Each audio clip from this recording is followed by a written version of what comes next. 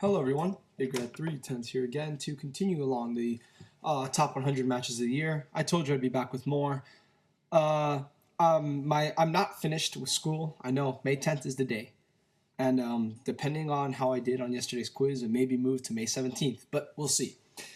I just don't have a test tomorrow. I have two tests Mondays, one on Wednesday, one on Thursday. So next week's gonna be pretty rough, but I don't have a test tomorrow. So I thought, instead of going to watch Memento, which I'm going to see very soon because we're watching it in school, and I wasn't there when we were watching it. I want to watch it. And before I go see the Avengers tonight, yes, I'm going to the midnight premiere. I thought I'd crank this out. This is number 54 through number 11. Basically, I would say the top 50 percentile of the top 100 matches of 2012. So I'm gonna get right into it. I'm not, like I said, I don't want to give in-depth analysis to everything because I just physically can't. But I have highlighted certain matches that I definitely want to go over more than others. So yeah, we'll see how the flow of the video goes. So we start off with Davey Richards and Wrestling's Greatest Tag Team versus Roderick Strong and the Kings of Wrestling. One of the most underrated Ring of Honor matches last year. In my opinion, this was one of their best house show main events that did not involve a world title or a gimmick. I just thought it was very interesting. The only other one that comes to mind is the American Wolves versus Roderick Strong and Michael Logan from the Virginia show, Tag Team Turmoil. That was also great. But this match really, I remember being really impressed by it. I believe this is the match where I was most impressed by Shelton Benjamin. I think this was his best performance in Ring of Honor to date. I mean, he's been a part of better matches, but his individual performance has never been better than in this match, in my opinion. I don't know. From what I remember, I believe just this was the night that he just really turned it on and really wanted to impress. And he did a great job in doing so. So, the 4-star match of the year, if that makes sense. El Generico versus the 1-2-3 Kid. This one's gotten a lot of pub. One of the best Chikara matches last year. It was nice to see Sean Walman in Chikara. He did a great job. He poured his heart for the fans. Great stuff. Austin Aries Yamato. A lot of people like this a lot more than I do. I think it's an awesome match, but I know some people who have it in their top 10. I don't think it's that good. I didn't even think it was the best match that weekend. I thought that was Roderick Strong, Davey Richards at the Ring of Honor show. And probably, I don't know. I'd have to look back. The Undertaker Shawn Michaels was better than this too. But yeah, this was a great match though, no doubt about it. So what was at the point Austin Aries' last match in Dragon USA ended up not being it, but it wasn't far from being his last match. But still great stuff. Christopher Daniels, Roderick Strong, the Kings of Wrestling versus Davey Richards, El Generico, and the Briscoes at ROH Champions versus All Stars. This was fun. Not gonna lie, really enjoyable. Liked it a lot. It was definitely, in my opinion, it was better than the one from SoCal Showdown 2 the year prior. And it was very entertaining. It was a fun 8-man. It was probably the best 8-man match of the year, if that means anything. But it was a great match, I'm not going to lie. I remember being really into it. I remember it being going longer than normal, but it never got boring. They set up the match well. They built it up throughout the whole show. That show, in my opinion, is exactly what modern pro wrestling house shows should be in both WWE and TNA, where you shouldn't just make them throwaway shows and focus on stuff that you know. They shouldn't put on matches. I mean, there should be title matches at house shows, but they should not make it so that's the focal point of the night and you know what the result is already. In my opinion, you have to build to house shows. House shows should have their own self-contained storylines. And that's what this was. The whole show was dedicated to that main event. They did the thing with Daniels and Strong earlier in the show. They put a stipulation in the match. They gave it a gimmick with all the champions on one team versus all the top contenders on the other team for each title. And actually, this is kind of funny. Davey Richards was... Oh, no. I was going to say all the contenders were the next Ring of Honor champions, but actually they were not. But they all became champions in that year. Davey, El Generico, and the Briscoes, even though the Briscoes had to go after Hassan Benjamin and Davey had to go after Eddie Edwards. But this is what house shows should be. And I think at WWE TNA, I fully believe in one-night tournaments. I fully believe in creating a special attraction main event and have promos cut about it earlier in the show. Make the people feel like they're seeing something that's only unique to them. That, in my opinion, is the only way a house show dynamic works. You got to give the people something that they feel is unique to them. Not a match that the next night they know the same people are going to see with no extra effort on any of the wrestlers involved. So thumbs up to Ring of Honor for that. Great match. Future Shock versus the Young Bucks for the tag titles of Fear.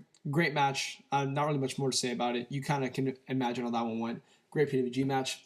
Eddie Kingston, Mike Quackenbush. A great match at Chikara. A lot of drama in this one. Probably why it's ranked so highly. I remember really liking it when I first saw it. Eddie Kingston put on a great performance. Mike Quackenbush is obviously one of my favorite wrestlers in wrestling, so this delivered big. Daisuke Sekimoto versus Okuda Hidaka for the 0-1 World title on January 1st.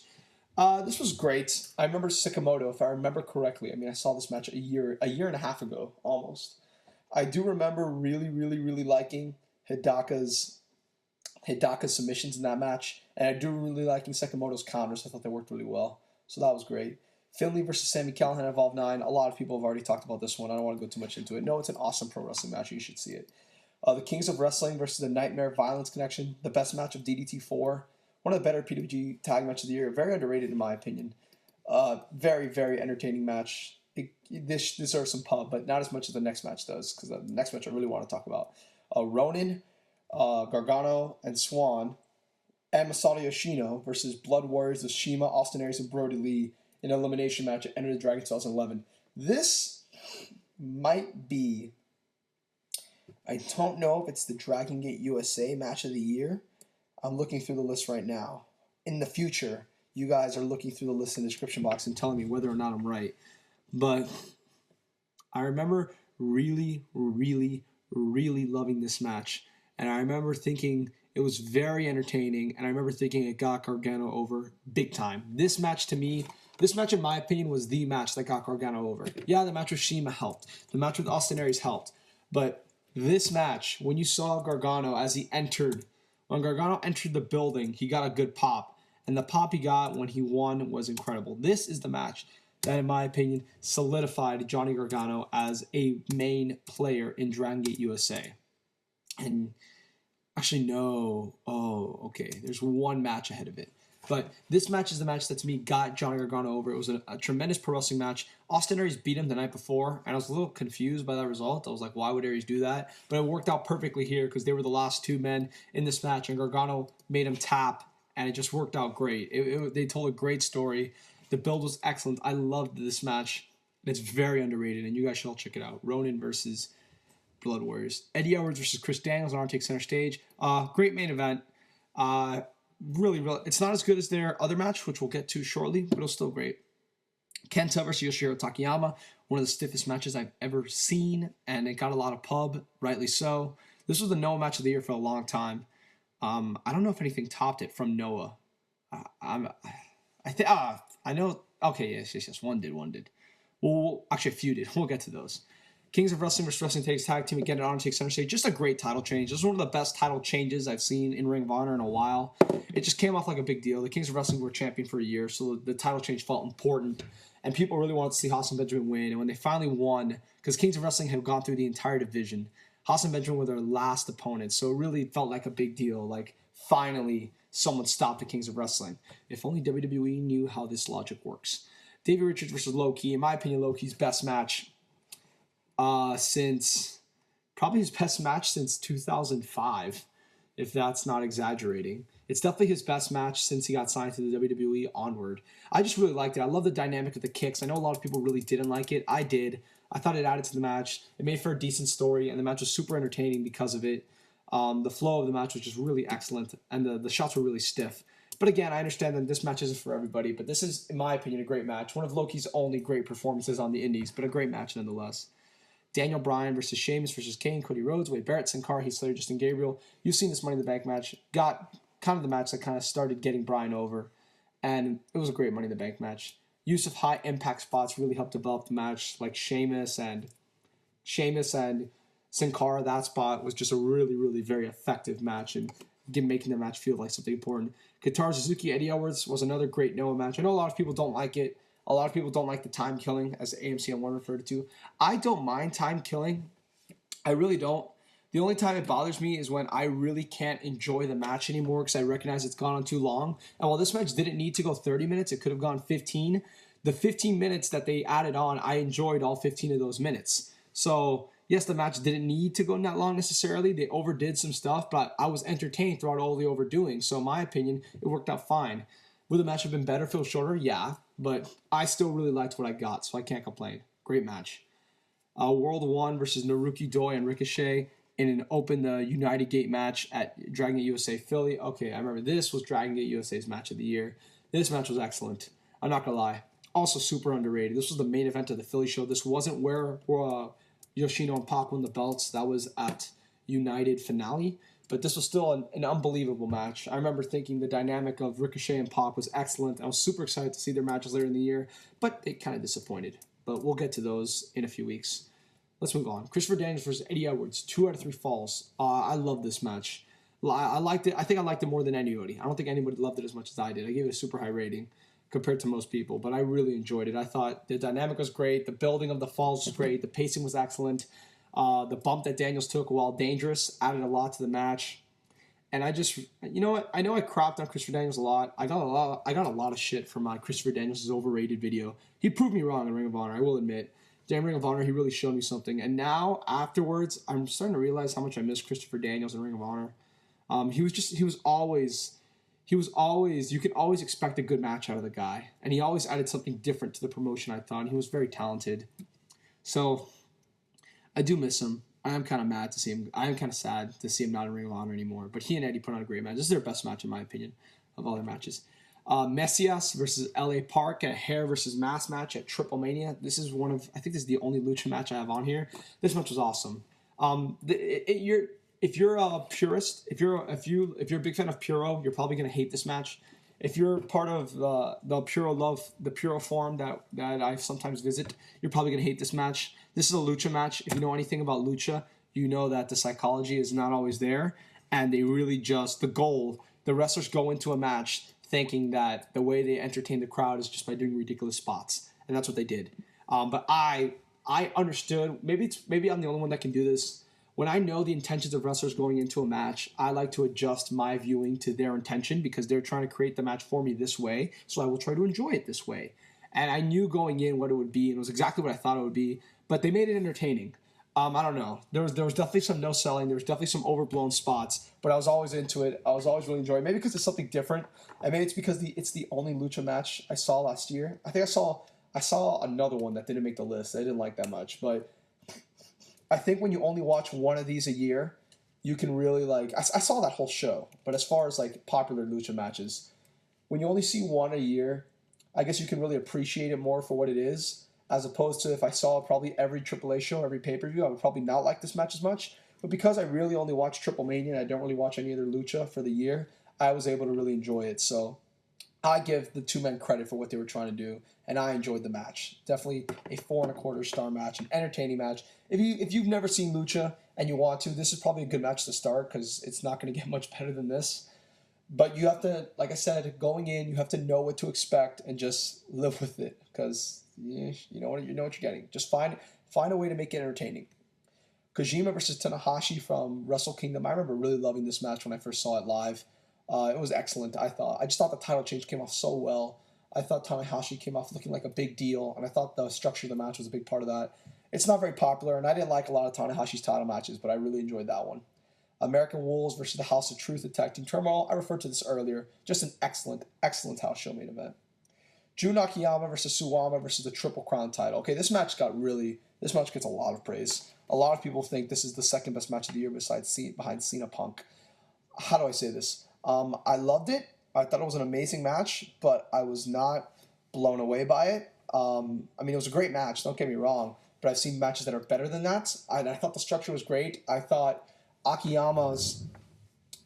way Akiyama sold for most of the match worked out really well, and I thought the way that Suwama was able to shift from kind of like this champion babyface to champion dominance. I thought it worked really well, even though I believe, if I remember correctly, Akiyama sold for most of the match. And I like that. I do remember this part of it. A lot of people think that the babyface has to sell and the heel has to take control. I don't believe that. I believe that if it's a title match, the champion's the champion for a reason. He's the champion because he's the best guy. I believe sometimes you can have the champion, if he's face, work over the heel and get the crowd into it for the simple fact that it's a title match. And if they're really into the champion, which I think they were really into Suwama, and that was part of it, they can be really into Suwama working over another guy, even if there is no tension. I fully believe that. I know a lot of people might disagree, but I just don't believe that the champion has to sell every time just because he's face. He's the champion. He's supposed to be the better wrestler. So I was okay with that. I thought it was different. And I thought because they used that different structure, it made me appreciate the match more. So that was really enjoyable. And like I said, Akiyama sold really well. Randy Orton versus Christian for the title over the limit. This was an excellent match, just very good back and forth. I know AMC 1 doesn't like it that much. I really liked it. I thought it was that, like I said, when you can add time to a match and not make it go overboard and make me interested. Sorry, I just banged my chest against something. It can be really, really entertaining. So I was fine with that. The Northern Aggression match, that's an hour and a half long from Ring of Honor. That match was awesome. That match everyone should see. I talked about it a lot in my review of that show. But that match is everything that is pro wrestling as far as keeping you into a match, into an hour and a half match, and it's still being entertaining. I was entertained the whole time because of the way they paced the near falls. This was the 8-man match of the year. My bad, not the one from Champions versus All-Stars. Blood Warriors versus Kamikaze in a Captain's Fall Loser Revives elimination match. Oh my god, this match is awesome. Shingo looked like such a badass in this match. I love Shingo in Dragon Gate. I was really sad. I'm really sad at the fact that he doesn't come down more often. I think he's super entertaining. He has a lot to the product. And in this match, he just looked like a monster. I believe the way it works is you can either for Captain's Fall match, you either eliminate the whole team, or when you eliminate someone, that someone has to go out, and the other team, if they've already had someone eliminated, can bring someone back in. It's kind of like dodgeball. You catch the ball, the guy who threw it is eliminated, and then when you cut the ball, someone on your team comes back in. If you pin someone, that guy's eliminated from the match, and some guy on your team that's eliminated comes back in. And you can only end the match by pinning the captain. It's a very interesting concept. And I believe it ended up that it was Shima, Gamma, Dragon King, and Ricochet versus Shingo, as in Cyberkong, Iwaza, and Kagetora all got eliminated. So Shingo had to fight through all four, and you would think it's overplayed, but it wasn't. He made it look really believable. He made his one-man comeback look really strong, and I was able to buy into the fact that he could overpower 4 guys, and eventually he pinned Ricochet, or not Ricochet, he pinned the captain, whoever it was. I remember that's how it ended. And he left the match exhausted. His team had to carry him out because he just couldn't move. He expended all his energy to get it done, and I thought it was a very, very, very effective match. This match I really like. I like this match a lot. Great pro wrestling. Davey Richards and the Briscoes versus Roderick Strong Kings Wrestling. This, in my opinion, is probably the second best match in the history of HDNet. Second or third. Both 4-ways that they did in 2009. Tyler Black, Jerry Lynn, Bryan Danielson, and Austin Aries. And the other one, Austin Aries, Davey Richards, Kenny Omega, and Roderick Strong. But both of those 4-ways are incredible.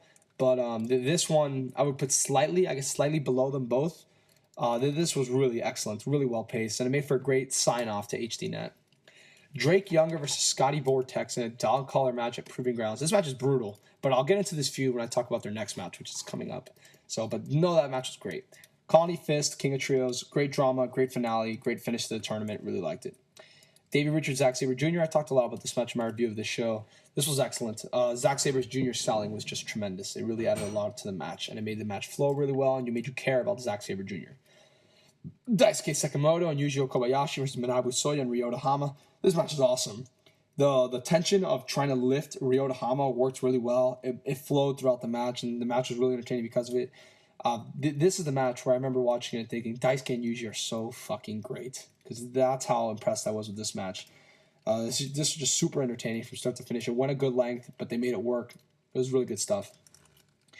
Roderick Strong versus Jay Briscoe for the ROH World title. One of the most underrated Ring of Honor matches last year. That match was incredible. I believe Ben Turpin told me this was his favorite Ring of Honor match last year.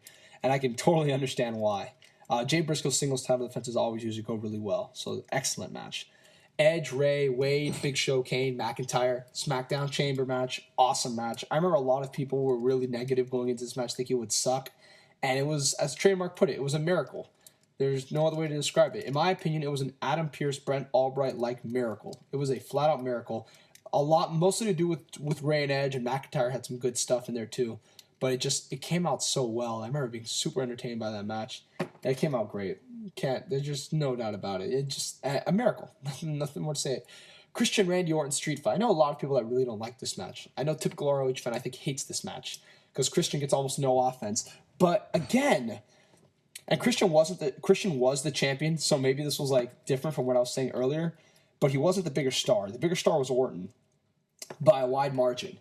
And in my opinion, there are times, if the fans are into it, where you can have the bigger star work over the smaller star because he's supposed to be better. And the way Christian won the title, you still thought Orton was the better man. Orton was the true champion. And as long as the fans are into it, it's fine. If the fans aren't into it, I would suggest changing it right away. But I really do think it's effective. And I think it was effective here. It can work when you really, really try to, you really put over, you make it clear, this guy's the bigger star, so he's going to beat over the smaller star. The smaller star is going to make a comeback. And I think it can work. I wouldn't recommend it, but it can work. I think it's possible. And this was different because of that. A lot of people saw it as a burial of Christian. I saw it differently. But I can totally understand why people would think that. I really had no problems with it. And the finish came off great in my opinion. Just great. So yeah, great match. Kevin Steen, Steve Corino, the 4.25 star match of the year. I talked about this a lot in my Final Battle video. I'm trying to kind of avoid topics that I've talked about a lot recently, if you haven't noticed. But this was awesome. There's nothing more I can say. Okay, now we get to the 4.5 star matches. Roderick Strong, Davey Richards. I mentioned this earlier. I thought it was the best match that weekend. Actually, no. Undertaker Triple H was better. But this was still excellent pro wrestling in my opinion. So definitely go out of your way to check that one out. Eddie Kingston versus Claudio Castagnoli at Chikara, Creatures from the Tar Swamp. This was excellent. This was the Chikara match of the year, I believe. Fuck, don't quote me on that just yet. Yes, it was. This was excellent. I remember just being really into the build. I remember being really excited for the match, and I thought the match paid off very well. It told a great story. It ended well. I like this more than most people, but I love this match. I thought the way, and I was super excited for their blow off, but unfortunately, Claudio just had to go get signed by the WWE. God damn you for being so talented. Drake Younger, Scotty Vortekz, Tangled Web. This match was quite excellent. This is one of the other matches I kind of want to talk about. This match, this storyline was excellent. This match made me, like, basically, for those who did not know, I reviewed every PWG show up to what's that tournament of death, and I did not see New Heights, A Tangled Web, Down with the Sickness, Deja Vu, Cerebral, or Cage of Death, and I had no intentions of watching all those shows. I was just gonna watch the good matches that I heard were great and just move on. After seeing this match and looking back at the feud as a whole, I realized just how great CCW builds feuds. Same with the Adam Cole Sami Callihan match from, I believe that match is number 75. CCW does such a great job at building long-term feuds. I mean, they really don't get the credit they deserve, and because of that, it made me really interested. Like, I really want to go see those shows now. I'm gonna see those shows. I'm gonna review the Dragon Gate and CCW shows from 2011 that I missed.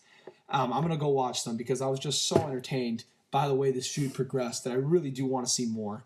I know I'm going to be way behind on CCW. I'm like 10 shows behind as is. I don't care. I'll make it work. I'm going to get off school soon. Hopefully, I get a lot of time during the day. Not so much at night because I'm usually out, but I'll make it work. I was so into the storyline, I want to give it a chance. So definitely an awesome match. So brutal. So brutal. Probably the most brutal match I saw from CCW. One of the most brutal matches all of last year. This is just gory, but it worked. And the feud progressed well because of it. Excellent match. Here at Tozawa, if you saw the first match, you saw their second match. It's not as good, but it's still amazing. Briscoes, All Night Express. I talked a lot about this match. I love this match live. It was excellent. American Wolves, Future Shock. Awesome tag match. Very underrated.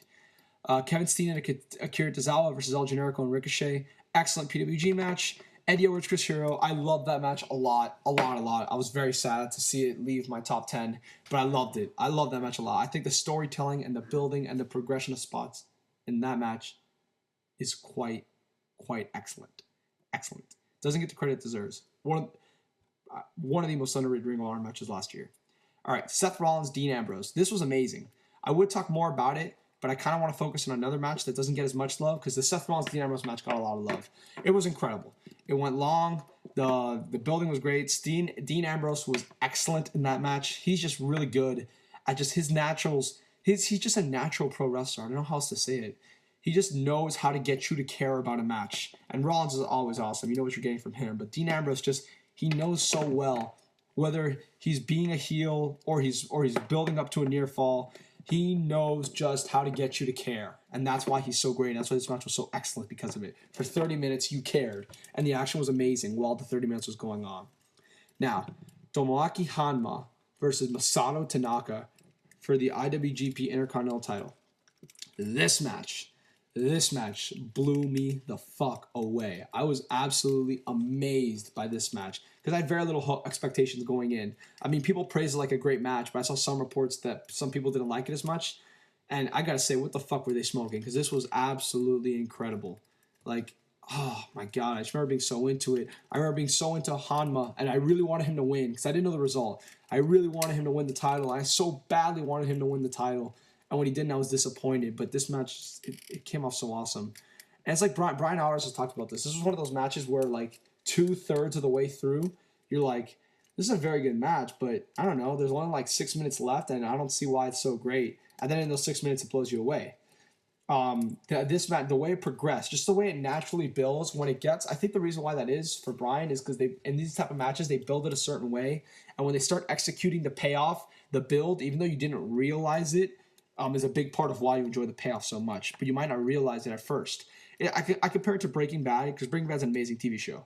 Breaking Bad, they have a lot of subtle storyline changes. And throughout most of the season, you watch the show and you're like, well, this show's very good, but I don't get why people love it so much. And then when you watch the last few episodes and you think the show's amazing, it's because those changes throughout the season were so subtle that when they finally built to the payoff, you subconsciously realize what was so great and how that built up. And that's why you love the payoff so much, because of the subtle build. And the subtle build in this match is part of the reason why you got so into Honma and really wanted him to win. Tremendous pro wrestling. Tremendous fucking pro wrestling. Just great stuff. 4.5 stars. And so, yeah, that was matches 54 through 11. I'll do the top 10 hopefully Saturday. I don't see why not. I'll do them Saturday. As far as the All Sides of the Wrestling World, I've just started. I'll be a mummy's uncle. And lo and behold, the Chicago show from Chikara comes out. So bear with me, folks. I'm going to watch I'll Be a Mummy's Uncle. I'll watch the Chicago show. And then I'll catch up on the Ring of Honor TV and I'll watch the Homecoming and upload that. But I'm going to bust out more videos soon, so keep at it. But yeah, those were my top 54 through 11 matches of the year. We'll do the top 10 next week. I'm Big Red 3, or in a few days, I guess. I'm Big Red 310. I'm out, guys. Hope you've enjoyed this. Bye.